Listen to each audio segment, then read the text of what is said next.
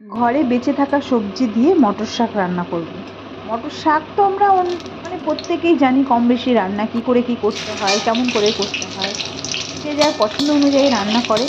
আজকে আমি তোমাদের সবজি দিয়ে মানে ঘরে বেঁচে যাওয়া সবজি দিয়ে মাছ রান্না করে দেখাবো। এই মানে কেটে রাখা শাকগুলো তো দেখতেই পেলে ফোড়নে কী কী দিলাম। এইটা কী দিলাম বলো তো, সাদা সাদা, এটা কিন্তু পেঁয়াজ না, এটা হচ্ছে মূলো। কারণ শুকিয়ে গেছে, ঘরে ছিল অনেক দিন ধরে। মূলোটাকে ঝিরিঝিরি করে কেটে দিয়েছি আলু ভাজার মতন। শুকনো লঙ্কা, আদা, পাঁচফোড়ন তো ফোড়নে দিয়েছি, দেখতেই পেয়েছো।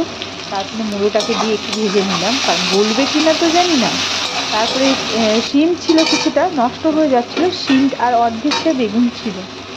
তো শিম আর মূলোটা আগে দিয়েছি, বুঝতেই পারছো, বেগুনটা পরে দিলাম।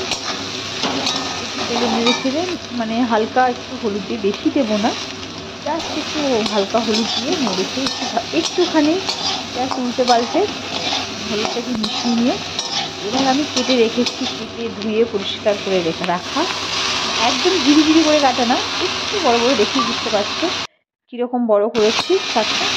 এটাকে ভেজে, আর শাক তো রান্না করতে বেশি টাইম লাগে না, মোটামুটি এরকম নেড়ে ছেড়ে কালারটা হয়ে গেলে তোমরা বুঝতেই পারবে।